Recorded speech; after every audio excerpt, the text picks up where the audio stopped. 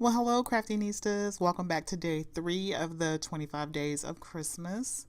So, I am starting out with this peppermint bark Martha Stewart paper. It has this thick texture to it, and you guys, I'm a paper lover, so I love this paper. I am going to have to go back and hoard some of this paper.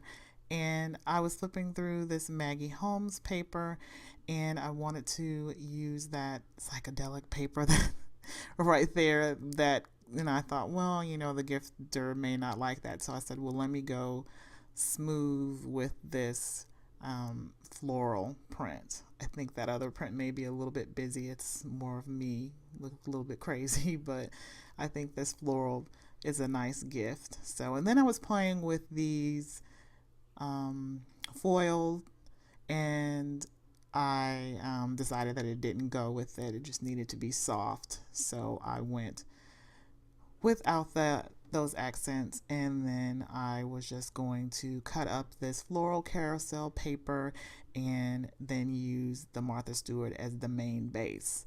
So I cut up 2 pieces of 10.5 by 7.5 paper, and then I'm going to score them at 1 1/2, 3, 7.5, and 9 inches on the longer side.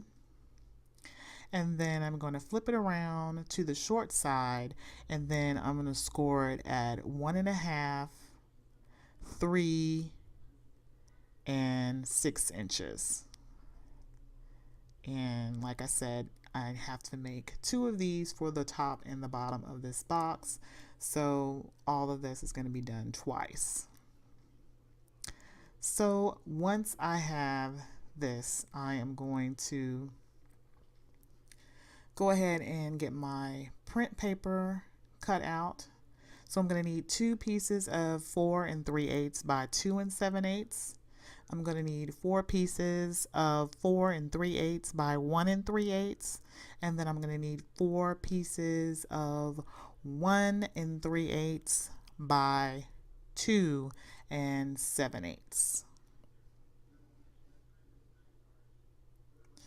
Okay, then I'm going to go ahead and cut out my box. So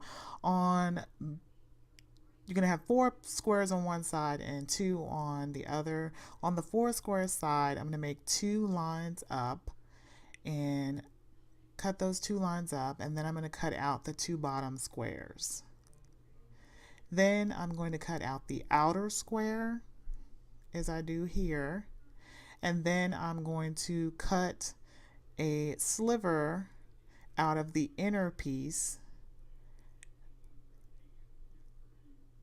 and once I cut that sliver out, it'll be able to fold easier.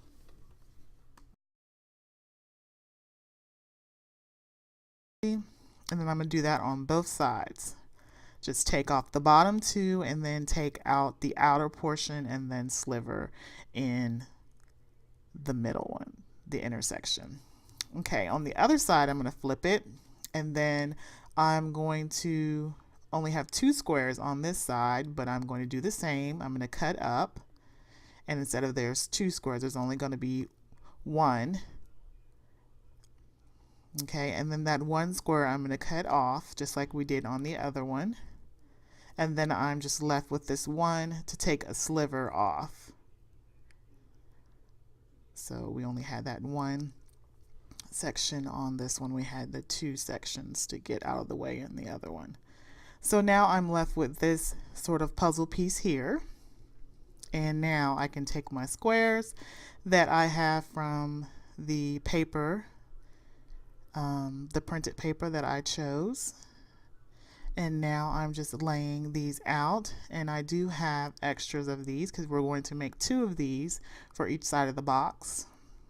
So I just glued all of those down, and then now I'm using some score tape on all the tabs, on the 4 tabs here.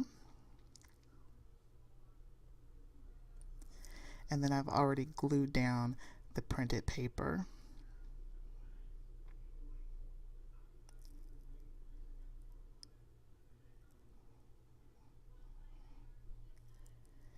I'm using the score tape so that it'll hold really well and I don't have to worry about the box coming apart, because I am going to put stuff in here and I want to make sure it's nice and secure. So then I'm going to flip it over, and then on the shorter outside tabs I'm going to use a strip of score tape, and then on the longer outside tab I'm going to use some score tape. So the shorter outside tab, I'm not going to put anything on it. See, it has the printed paper, so you know. And then this one is the one that doesn't have the printed paper on the opposite side. That's the one that I'm going to put the score tape on.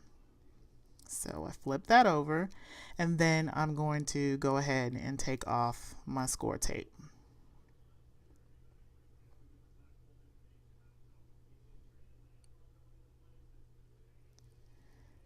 And just removing all the score tape here.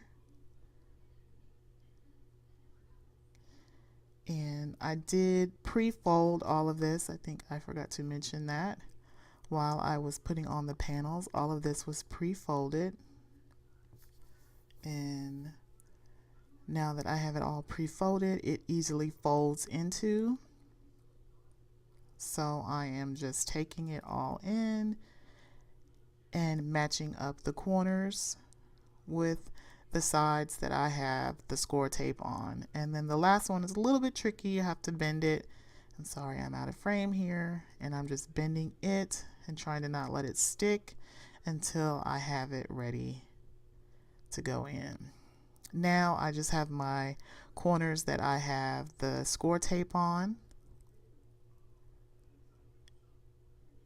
and all they are is to fold over and reinforce the box. So once I get it nice and folded, all I'm going to do is just press down and remove my strips of score tape.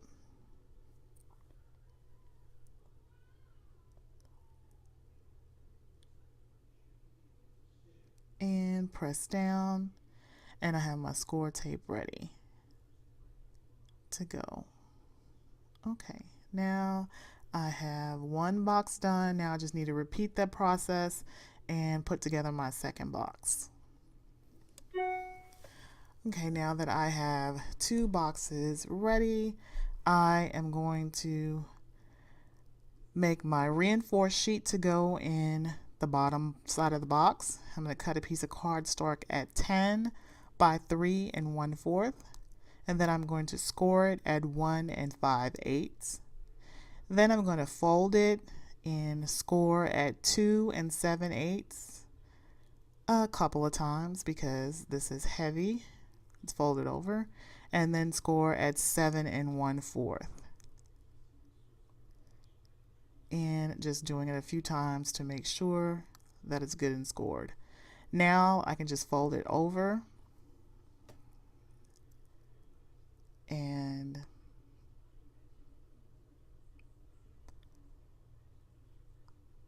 make sure it's folded really good and prepare it to slide into the box so that it has that lift piece in it.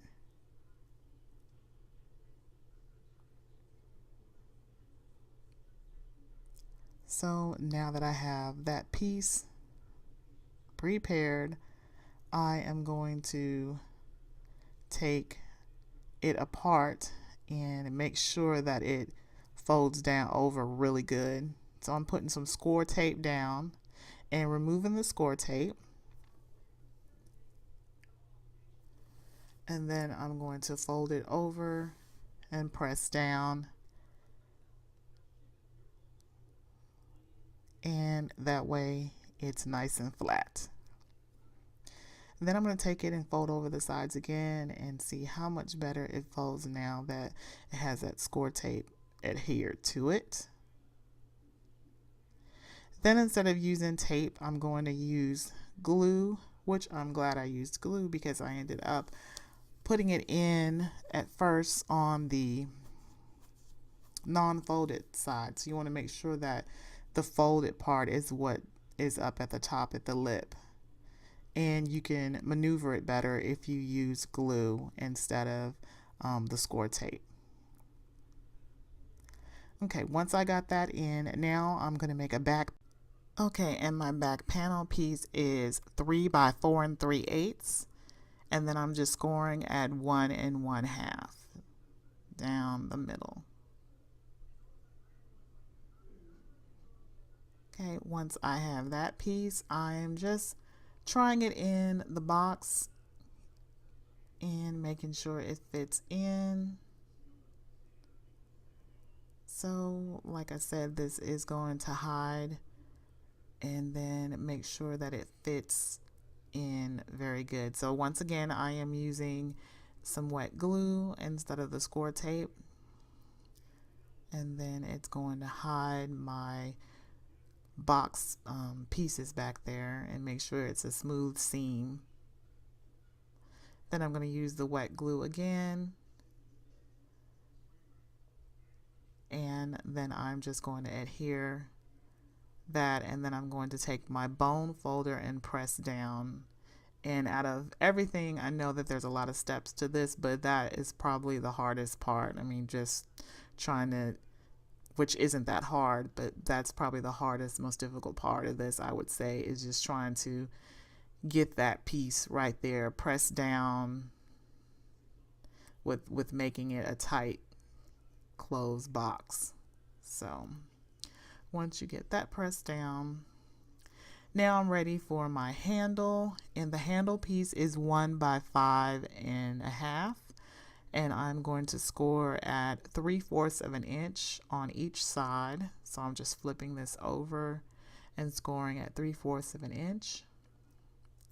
Then I'm going to take that piece and just run my fingers through the middle to create a curved piece, and that's going to curve the middle and create that handle effect.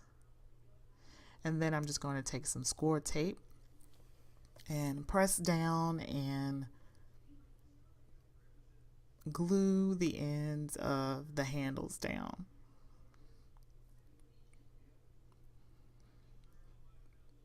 Okay, once I got that in a place I'm happy with, now I'm ready for my magnets.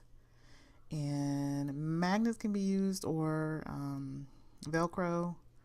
I just love the magnet effect of it. Then I am using a piece of 1 by 1/4 by 6, and this is going to go for the top piece, and all the measurements are on the screen if I'm not saying them. And then I'm just going to round those over, and that's going to create the top piece, and then my magnet is put in the middle of that, and that way it can snap into the bottom piece.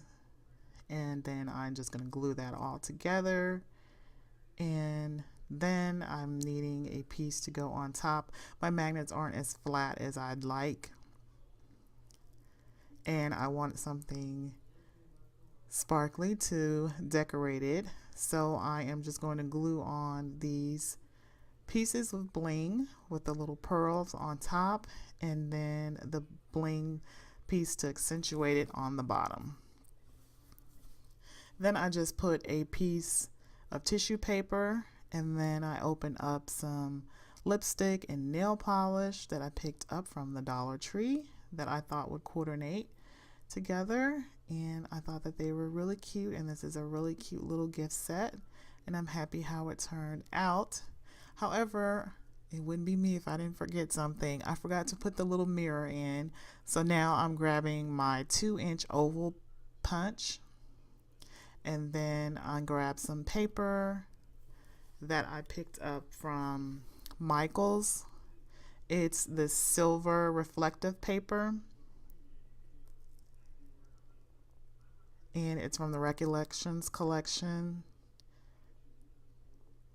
and it's just named foil paper.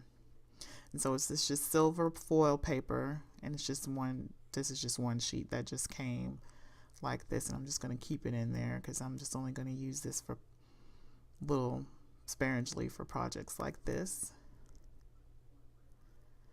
And then I just cut out my oval to make this little mirror inside, and I probably could have used wet glue on this because you really can't maneuver the mirror any. You don't want to, you can see any kind of pools you have on the side, so, but it kind of went in the place that I wanted though. But I'm just going to close that down, and I love how this turned out. So if you like this video, give me a thumbs up, and see you later, Craftinista.